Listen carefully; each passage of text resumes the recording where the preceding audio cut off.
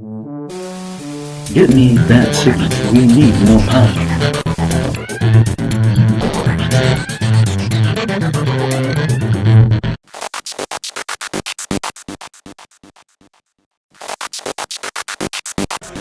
When I first did the show, I was excited to do something. I wanted to deviate from what I'd done, which is a lot of action stuff. But actually, to be honest, I found being a doctor to be a little bit stationary. And once they told me that I was going to get pregnant and I was going to have a daughter who was going to be drop dead gorgeous and 20, I didn't love that part. I was like, really? Am I there? Am I there? And of course I love Scarlett, but I just loved being able to be physical. And also because I had a daughter, so a lot of my stuff with Scarlett was great. Yeah. Yes. And we get along like great. So well. Yeah. Well, I didn't have to worry about that because I did construction in New York City for years while I was doing theater, so that was easy that they laid that on me. And you've got a military advisor in the family. Yeah, and I got a brother who's a Master Gunnery Sergeant in the Marine Corps who, if I make one wrong move, called me and don't you ever do that again. Yeah, all right. Well, I think there were a couple of things we wanted to establish in this fourth season, or certainly was exciting to me. One was this idea that the Ishveni, or the antagonists, have a point of view, that they're not just a sort of faceless, sort of insecticide group or community or race, that they had a emotional, political, personal point of view about what they were doing, not just strategic.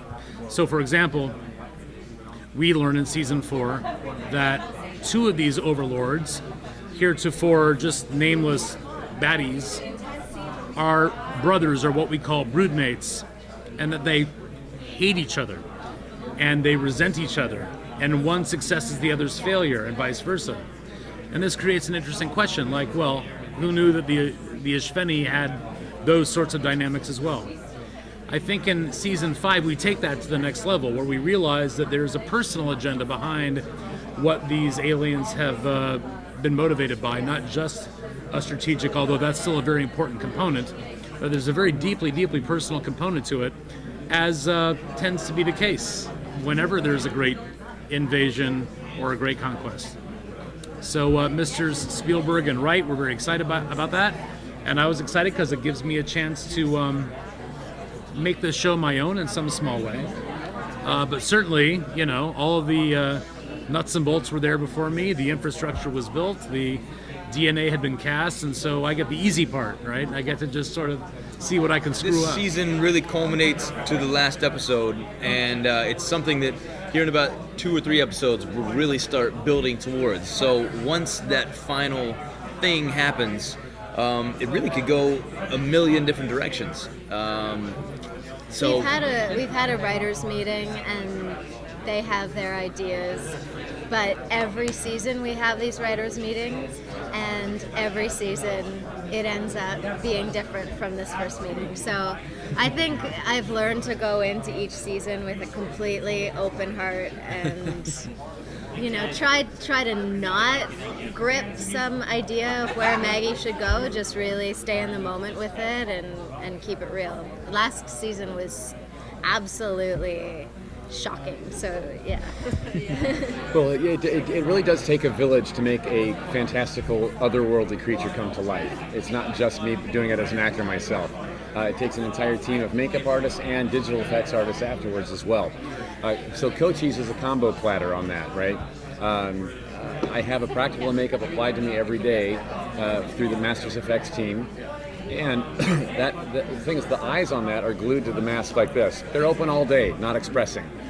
In After Effects, in post-production, they digitally make the eyes move around, give it some brow expression so that it matches what I'm doing as an actor, because I can't control that. It's beyond my muscle control. Right? Most impressive are the squishy lids. The squishy lids, I know, right? Yeah, exactly. Now, the bottom half of my face is glued down to me, so it responds to my talking and my mouth movement. But the foam latex rubber is just thick enough that it doesn't really get the shape of every word perfectly. So that is also a digital enhancement in post-production where they'll help my mouth shape the words. So that's also Masters Effects. It does the After Effects as well. So instead of farming it out to a digital company somewhere, across the world, to have the same company doing the practical makeup and the digital After Effects, they respect each other enough to keep the digital job subtle enough to not override the makeup. It's and they listen to my dialogue. They watch my intention as an actor, and they really match it and work in great concert with me. So it does take a village, but it's a really great village. Yeah. Right. Weather terrible because it's always raining, always windy. In Vancouver, Canada, right? Yeah. The sets smell bad. I think that's something people overlook. Right. A lot of night scenes, a lot of frigid cold. Yep. You'll see steam coming out of people's mouths on film a lot. So that's real.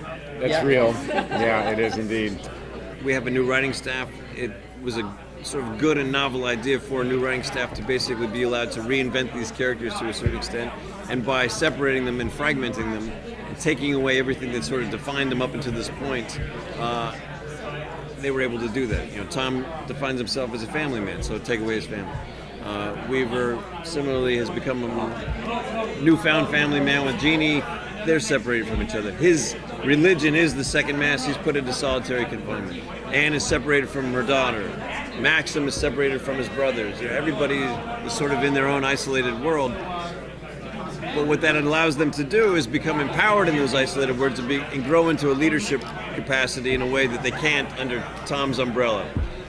So by fragmenting the storylines, everybody got to sort of have a mini hero arc. And so that this Sunday, when the group comes back together, that is exactly the issue that's addressed. Is everybody's been a leader of their own. Why do we all have to fall back under one leader? Who's going to lead us forward? Who says Tom has the best judgment? All those questions come into fray. So they show Do they? something But do really they? something really intense happens with her, and it divides the whole second mass. Yeah. Of course, I am devoted to my daughter, so I'm her biggest defendant. But I think the whole second mass goes through a big uproar because of something that happens with Scarlett or Lexi. It's just this conflict between her alien side and her human side. She wants to relate to both, and she wants to get on with everyone, and she respects the fact that Anne's her mother, but at the same time, she's just confessed that this monk is also her father. Which I don't even know how to So explain. everything, neither do I, so please don't ask me. How do we explain? I don't know. Tom Mason's her father. Clearly there's two. She says one of them's her father as well. Yeah.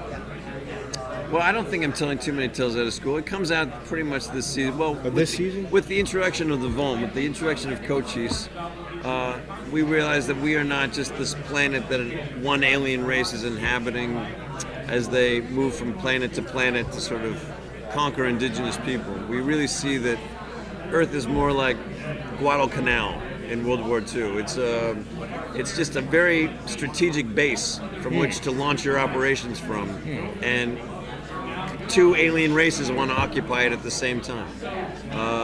And we don't really factor in as humans, as players in this game. And it's almost to their annoyance that we survive and allow them to keep from putting their base there. Glad he explained that.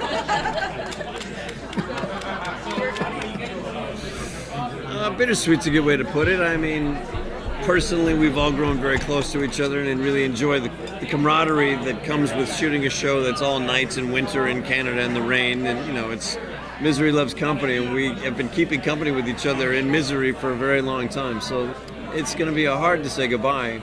Yeah. But at the same time, we all want to wrap the show up while it still has some creative viability. We want to see the narrative come to a satisfying conclusion for the audience that's been very loyal to the show.